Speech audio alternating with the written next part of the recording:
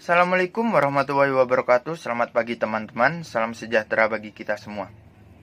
Saya selaku perwakilan kelompok 3, kami akan membawakan topik peranan pekerja sosial dalam permasalahan perempuan dan penanganan korban kekerasan. Jika dibandingkan setidaknya 1 dekade yang lalu, perempuan Indonesia saat ini telah mengalami kemajuan yang sangat signifikan. Makin banyak perempuan Indonesia yang berani bersuara, berekspresi, dan memiliki andil besar dalam perubahan kehidupan, mulai dari sektor ekonomi, pendidikan, hingga sains. Tetapi pada saat yang bersamaan masih banyak juga persoalan yang dihadapi perempuan, mulai dari kekerasan seksual, diskriminasi gender, dan berbagai isu spesifik lainnya. Berikut adalah undang-undang yang membahas tentang permasalahan tersebut, yaitu Undang-Undang Nomor 7 Tahun 1984 tentang penghapusan segala bentuk diskriminasi terhadap perempuan. Lalu Undang-Undang Nomor 23 Tahun 2004 tentang penghapusan kekerasan dalam rumah tangga. Lalu apa sih teman-teman urgensinya dari kedua undang-undang tersebut? Lalu bagaimana peranan pekerja sosial dalam undang-undang tersebut tentang penanganan penghapusan segala bentuk diskriminasi dan penghapusan kekerasan dalam rumah tangga? Maka dari itu, pembahasan tersebut sebagai berikut. Hai, perkenalkan, nama saya Bismari Alidantara. Nama Lintang Kinase NIM 2019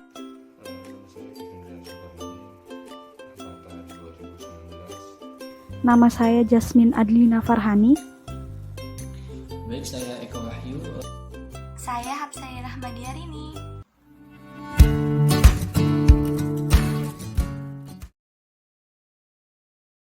Baik, di sini saya akan menjelaskan tentang urgensi atau lahirnya Undang-Undang Nomor 7 Tahun 1984, yakni tentang penghapusan segala bentuk diskriminasi terhadap perempuan. Yang pertama yakni bahwa segala warga negara bersamaan kedudukannya di dalam hukum dan pemerintahan, sehingga segala bentuk diskriminasi terhadap wanita harus dihapuskan karena tidak sesuai dengan Pancasila dan Undang-Undang Dasar 1945. Lalu yang kedua yakni bahwa Majelis Umum Perserikatan Bangsa-Bangsa di dalam sidangnya pada tanggal 18 Desember tahun 1979 telah menyetujui konvensi mengenai penghapusan segala bentuk diskriminasi terhadap wanita. Yang ketiga yakni bahwa ketentuan-ketentuan di dalam konvensi tersebut di atas pada dasarnya tidak bertentangan dengan Pancasila, Undang-Undang Dasar 1945 dan Peraturan Perundang-undangan Republik Indonesia. Yang keempat yakni bahwa pemerintah Republik Indonesia telah menandatangani konvensi tersebut pada tanggal 29 Juli 1980 sewaktu diadakan konferensi sedunia dasawarsa Perserikatan Bangsa-Bangsa dari Wanita di Copenhagen. Lalu yang terakhir yakni bahwa berhubung dengan hal tersebut di atas, maka dipandang perlu mengesahkan konvensi sebagaimana tersebut disebutkan pada bagian kedua di atas sesuai dengan undang-undang.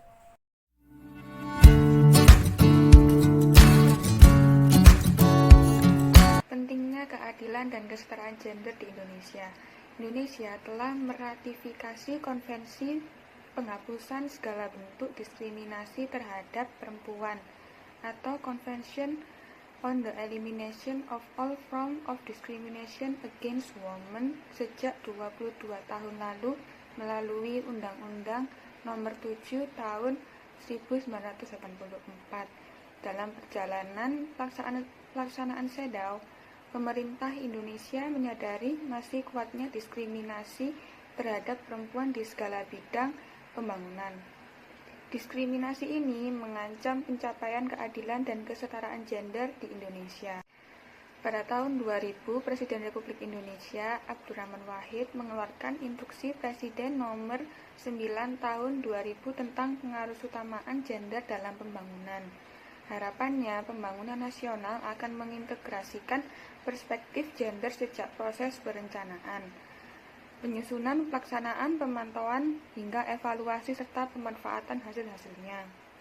Untuk memperkuat payung hukum pengarusutamaan gender, maka tahun 2006 Kementerian Pemberdayaan Perempuan atau Perlindungan Anak menyusun draft perancangan peraturan pemerintah tentang pengaruh kesamaan gender.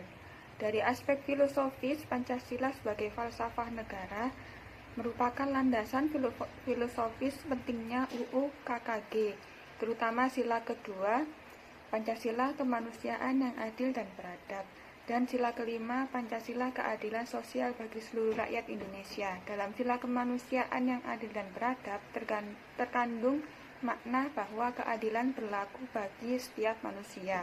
Di sisi lain, pemerintah telah menandatangani dokumen kesepakatan global tentang Sustainable Development Goals, atau istilah resmi pemerintah adalah Tujuan Pembangunan Berkelanjutan, yang terdiri dari 17 tujuan dan 169 sasaran. Dalam TPB tersebut, terdapat satu tujuan untuk mencapai kesetaraan gender serta memperdayakan semua perempuan dan anak perempuan. Mencapai kesetaraan gender serta memperdayakan semua perempuan dan anak perempuan memiliki 5 target, yaitu 1. Mengakhiri segala bentuk diskriminasi, 2. Menghapuskan segala bentuk kekerasan, 3. Menghapuskan semua praktek-praktek yang membahayakan, 4.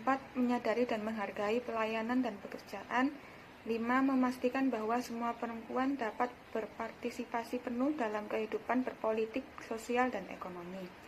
Visi dari 5 tujuan pembangunan berkelanjutan ini sesuai dengan proses dan upaya mewujudkan kesetaraan dan keadilan gender yang tengah berjalan di Indonesia.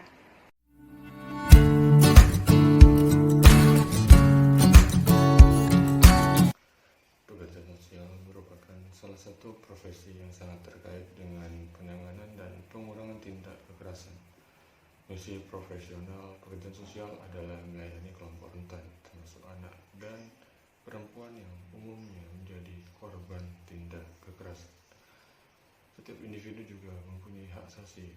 Itu sangat jelas menurut pasal 1 ayat 1 Undang-Undang Nomor 39 Tahun 1999. Yang dimaksud dengan hak asasi manusia adalah seperangkat hak yang melekat pada hakikat dan keberadaan manusia sebagai makhluk Tuhan yang Maha Esa dan merupakan anugerahnya yang wajib dihormati, dijunjung tinggi dan dilindungi oleh negara, hukum, dan pemerintah. Dan setiap orang demi kehormatan serta perlindungan harkat dan martabat manusia. Dengan mencermati definisi hak asasi manusia di atas, maka dapat dikatakan bahwa KDRT merupakan salah satu bentuk pelanggaran hak asasi manusia, yang mana korban kekerasan dirampas hak asasinya. Dan kasus kekerasan dalam rumah tangga terus meningkat.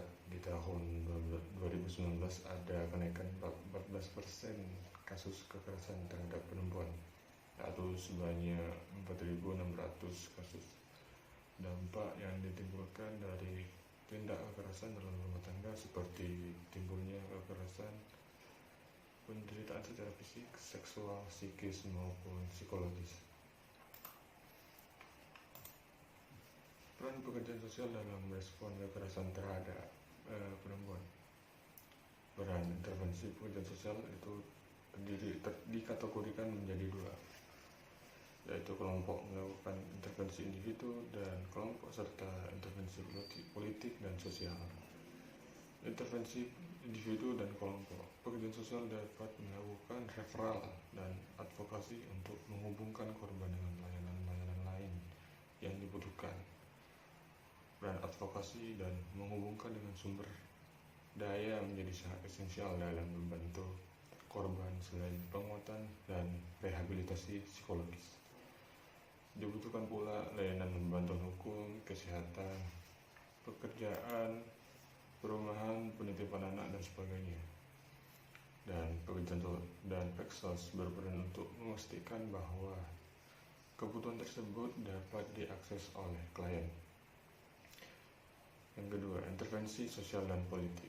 Peksos dapat berperan dalam advokasi untuk mempengaruhi struktur politik agar dukungan politik ditingkatkan untuk menanggulangi kekerasan terhadap perempuan.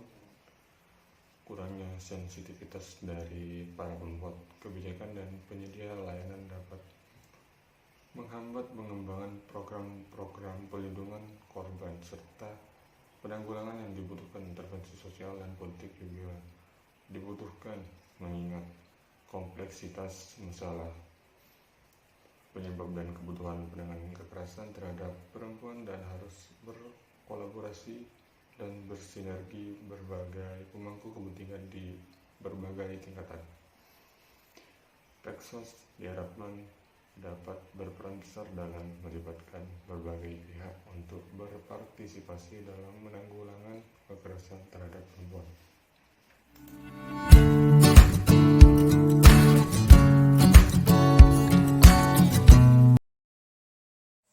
Dalam penanganan KTPA, kekerasan terhadap perempuan dan anak, peran intervensi pekerja sosial ini dapat dikategorikan menjadi dua kelompok. Nah, yang pertama ada melakukan intervensi individu kelompok, lalu ada melakukan intervensi sosial dan politik. Nah, melakukan intervensi individu kelompok ini bagi perempuan korban penyintasan KTPA dapat berupa intervensi krisis, layanan rumah aman, advokasi, kelompok dukungan, konseling. Intervensi tersebut ini untuk menjamin keselamatan dan memberi perlindungan kepada korban-korban baik dari tindak kekerasan yang mereka alami maupun dampak yang ditimbulkan dari pengalaman kekerasan yang pernah mereka alami. Nah, ada beberapa layanan yang ditunjukkan untuk mengurangi perasaan yang terasingkan yang dialami oleh korban. Ada membangun kemampuan penyelesaian masalah, meningkatkan dukungan sosial, meningkatkan akses terhadap layanan sosial yang mereka butuhkan, lalu meningkatkan respon penyedia layanan untuk membangun atau membantu korban. Hal ini sangat krusial untuk mengingat para korban KTPA yang mengalami atau yang sedang mengalami kondisi-kondisi syok, trauma, stres, lalu hilangnya kepercayaan diri, lalu mereka ketakutan, kebingungan, dan ketidakberdayaan. Terkait intervensi individu kelompok, pekerja sosial dapat melakukan referral dan advokasi untuk menghubungkan antara korban dengan layanan-layanan sosial yang mereka butuhkan. Misalnya, korban perempuan yang meninggalkan pelaku kekerasan dan mencari bantuan profesional pekerja sosial itu bukanlah hal yang mudah bagi mereka. Apabila mereka memiliki anak dan korban ini memiliki ketergantungan emosional dan finansial terhadap pelaku, potensi bahaya yang mereka hadapi sangatlah sulit. Nah, peran advokasi untuk menghubungkan dengan sumber layanan sangatlah esensial untuk membantu korban. Selain penguatan dan rehabilitas psikologi, dibutuhkan juga layanan hukum, kesehatan, penitipan anak, dan lain sebagainya. Nah, pekerja sosial ini berperan memastikan kebutuhan tersebut itu dapat diakses mudah oleh klien atau korban. Terkait intervensi sosial politik, pekerja sosial dapat berperan dalam advokasi untuk mempengaruhi struktur politik agar dukungan politik ditingkatkan untuk menanggulangi KTPA. Nah, kurangnya dukungan politik terhadap isu KTPA ini juga dapat mempengaruhi serta menghilangkan alokasi dana yang dibutuhkan untuk penanggulangan KTPA karena dipandang sebagai sektor prioritas. Apabila kebanyakan korban KTPA ini berasal dari keluarga yang kurang mampu atau tidak mampu, yang secara politik kurang terwakili aspirasi dan suaranya dalam pengambilan keputusan. Intervensi sosial politik ini juga dibutuhkan untuk mengingat kompleksitas masalah, penyebab, kebutuhan penanganan KTPA yang harus direspon dengan kolaborasi dan sinergis berbagai pengakuan kepentingan di berbagai tingkatan. Pekerja sosial ini diharapkan berperan besar dalam melibatkan berbagai pihak untuk berpartisipasi dalam penanganan KTPA atau kekerasan terhadap perempuan dan anak.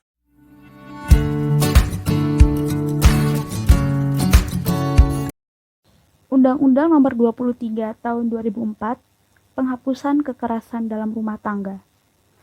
Urgensi dari isi undang-undang. Alasan lahirnya undang-undang tersebut dikarenakan 1. Bahwa setiap warga negara berhak mendapatkan rasa aman dan bebas dari segala bentuk kekerasan sesuai dengan falsafah Pancasila dan undang-undang. 2. Dasar Negara Republik Indonesia tahun 1945, yaitu bahwa segala bentuk kekerasan, terutama kekerasan dalam rumah tangga, merupakan pelanggaran hak asasi manusia dan kejahatan terhadap martabat. Ketiga, kemanusiaan serta bentuk diskriminasi yang harus dihapus.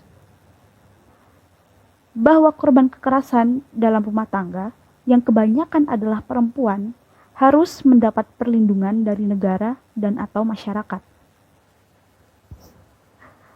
Keempat, agar terhindar dan terbebas dari kekerasan atau ancaman kekerasan, penyiksaan, atau perlakuan yang merendahkan derajat dan martabat.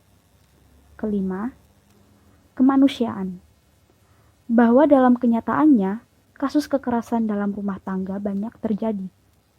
Sedangkan sistem hukum di Indonesia belum menjamin perlindungan terhadap korban kekerasan dalam rumah tangga. Penghapusan kekerasan dalam rumah tangga dilaksanakan berdasarkan asas A. Penghormatan hak asasi manusia, B. Keadilan dan kesetaraan gender, C. Non-diskriminasi, dan D. Perlindungan korban. Penghapusan kekerasan dalam rumah tangga bertujuan untuk 1. Mencegah segala bentuk kekerasan dalam rumah tangga. 2. Melindungi korban kekerasan dalam rumah tangga. 3. Menindak pelaku kekerasan dalam rumah tangga. Dan 4. Memelihara keutuhan rumah tangga yang harmonis dan sejahtera.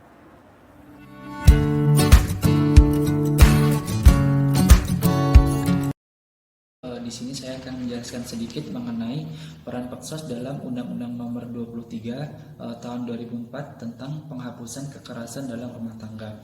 Nah, jadi menurut Undang-Undang Republik Nomor 23 Tahun 2004, pengertian KDRT itu sendiri adalah setiap perbuatan terhadap seseorang, terutamanya perempuan, yang berakibat timbulnya kesengsaraan atau penderitaan secara fisik, seksual, psikologis, dan juga penelantaran rumah tangga, termasuk ancaman untuk melakukan perbuatan, pemaksaan atau perampasan kemerdekaan secara melawan hukum dalam lingkup rumah tangga. Nah, kekerasan yang dialami seorang perempuan atau istri memiliki dampak jangka pendek maupun jangka panjang yang menimbulkan ketidakberdayaan. Oleh karena itu, perlu adanya intervensi berupa pemberdayaan bagi korban KDRT. Pekerja sosial disinilah memiliki peran yang sangat penting dalam meningkatkan kesadaran, pengetahuan, sikap, dan juga keterampilan klien korban KDRT. Pekerja sosial di sini melakukan pemberdayaan melalui proses bertahap untuk meningkatkan aspek afektif, kognitif, psikomotorik, dan juga konatif seorang klien. Pemberdayaan sendiri merupakan bagian dari proses rehabilitasi di Balai Perlindungan dan Rehabilitasi Sosial Wanita sesuai dengan Peraturan Menteri Sosial Republik Indonesia Nomor 22 Tahun 2014 tentang standar rehabilitasi sosial dengan pendekatan profesi. Peksos meliputi pendekatan awal, pengungkapan dan pemecahan masalah, penyusunan rencana pemecahan masalah, resosialisasi, terminasi, dan juga bimbingan lanjut. Berdasarkan hal tersebut, langkah-langkah yang dilakukan oleh Peksos di Balai Perlindungan dan Rehabilitasi Sosial Wanita telah sesuai dengan pedoman, yaitu pendekatan awal, assessment, rencana intervensi itu sendiri, terminasi, dan juga bimbingan lanjut. Memang terdapat perbedaan istilah, namun memiliki pengertian yang sama. Keseluruhan tahap yang dilakukan pekerja sosial termasuk dalam tahapan pelayanan balai, yaitu tahapan sosialisasi dan juga perekrutan, tahap penerimaan, tahap rehabilitasi sosial, tahap resosialisasi, tahap terminasi, dan juga bimbingan lanjut. Sejalan dengan tahap rehabilitasi, tahapan pemberdayaan yang dilaksanakan di balai meliputi 3 tahapan, yaitu tahapan penyadaran dan pembentukan perilaku, tahapan transformasi kemampuan, dan juga tahapan pengayaan. Keseluruhan tahap pemberdayaan tersebut tidak terlepas dari peran pekerja sosial. Nah, peran pekerja sosial di Balai Perlindungan dan Rehabilitasi Sosial Wanita yaitu sebagai konselor, motivator, mediator, pelindung, edukator, dan juga fasilitator. Tahap penyadaran dan pembentukan perilaku klien korban kekerasan dalam rumah tangga termasuk pada tahap penerimaan. Tahapan tersebut, Peksos memberikan motivasi kepada klien agar semangat untuk menyelesaikan permasalahan yang terjadi dalam rumah tangga mereka. Pada tahap penyadaran inilah, pekerja sosial berperan sebagai konselor, mediator, dan juga edukator. Baik teman-teman, berdasarkan undang-undang yang telah kita bahas sebelumnya dan berikut dengan contoh videonya, di sini pekerja sosial berperan penting dalam pelaksanaan intervensi dan keberfungsian sosial dalam hidup klien. Di sini teman-teman, pekerja sosial dapat melakukan beberapa proses pendekatan, beberapa proses penyelesaian permasalahan meliputi dengan asesmen, intervensi, hingga nantinya terminasi. Nah, asesmen, intervensi, dan terminasi nantinya pekerja sosial akan menjadi konselor, motivator, mediator, pelindung, edukator, dan fasilitator terhadap klien. Nah, di sini teman-teman, pekerja sosial dapat melakukan referral dan advokasi untuk menghubungkan korban dengan layanan-layanan yang dibutuhkan, yang mana nanti akan menunjang kebutuhan korban. Bagi perempuan, misalnya intervensi yang bisa kita lakukan adalah meninggalkan pelaku tindakan kekerasan dan mencari bantuan profesional lainnya yang dapat membantu klien. Contohnya, meninggalkan pelaku tindakan kekerasan, klien bisa ditampung dalam Balai Perlindungan dan Rehabilitasi Wanita. Nah, namun hal tersebut tidak mudah teman-teman, karena si korban akan memiliki keterikatan terhadap pasangannya, yang mana jika si korban meninggalkan pasangannya tersebut, maka si korban akan kesulitan dalam segi finansial, belum lagi jika si korban memiliki anak. Oleh karenanya, peran advokasi dan penghubungan dengan sumber menjadi sangat esensial dalam membantu korban. Bagi perempuan, korban, dan anak, selain penguatan rehabilitasi psikologisnya karena telah mengalami penekanan yang luar biasa, dibutuhkan pula layanan bantuan hukum, kesehatan, pekerjaan, perumahan, dan penitipan anak, dan sebagainya, teman-teman. Nah, pekerja sosial berperan untuk memastikan bahwa kebutuhan tersebut dapat diakses oleh klien. Selain itu pula, klien nantinya akan mendapatkan pelatihan-pelatihan oleh pekerja sosial dalam Balai Perlindungan, sehingga nantinya sang korban dapat menjalankan kehidupannya dengan lebih baik lagi. Dan dengan hal tersebut, klien bisa hidup mandiri lebih baik lagi, sehingga nantinya saat kita melakukan tahap terakhir terminasi, si klien dapat hidup mandiri dengan semestinya.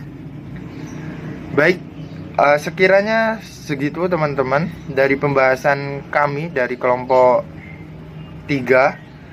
Kurang lebihnya mohon maaf. Terima kasih atas waktunya menyaksikan video kami. Mohon maaf apabila ada kesalahan dalam berkata, bertindak. Terima kasih. Wassalamualaikum warahmatullahi wabarakatuh.